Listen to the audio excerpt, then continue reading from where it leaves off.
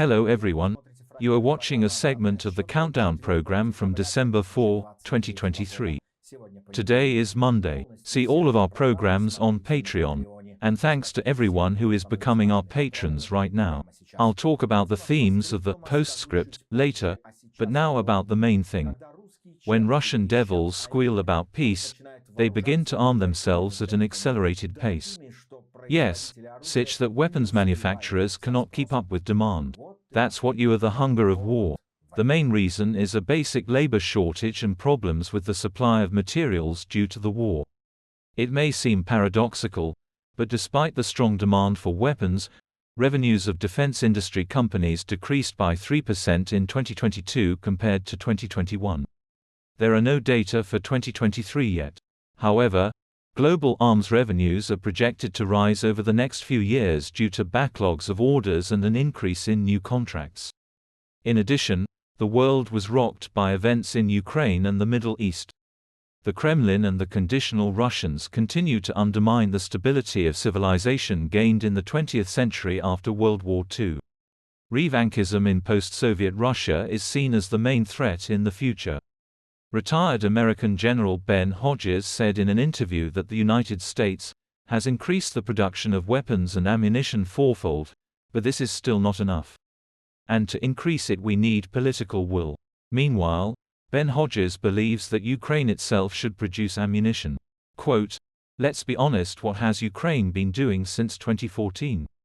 There should already be mountains of artillery ammunition. So one can be disappointed that the West does not give more. What did Ukraine do after 2014 to increase its own production of ammunition? Ukraine was the heart of the Soviet Union's defense industry for decades. Therefore, I believe that Ukraine should do everything possible to increase production." End of quote. At the same time, Hodges is confident that in winter Ukraine can not only successfully defend itself, but also partially attack. But support for Western partners must not wane, the retired general stressed. The United States and our other allies must say, "We want Ukraine to win." And when this becomes our policy, then there will be no more excuses for supplying ATACMS, Abrams tanks or F-16s. We are determined to win.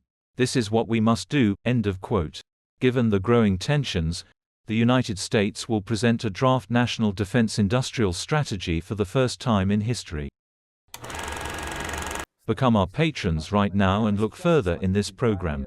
The Ukrainska Pravda publication reported on the development of the conflict between President Zelensky and the Commander-in-Chief of the Armed Forces of Ukraine Zaluzhny. Over the past night, at least 200 targets were attacked in the Gaza Strip. The IDF is already operating throughout the entire sector, not just in the north. Putin had a tactile day today. He visited the Russia exhibition at VDNKH and awarded the Volunteer of the Year. Watch in the program, Postscript. Insider from an informant. In the depths of the FSB, acute dissatisfaction with the vigorous activities of Sergei Kiriyenko has matured. The egghead is blamed for the image failures of the rat and more. It is possible that Patrushev Sr. will collide with a Kinder Surprise. And that is all. Become patrons of our channel and watch all our programs in full. And thanks to everyone who is doing this right now. Hugs to everyone. See you on Thursday. Glory to Ukraine.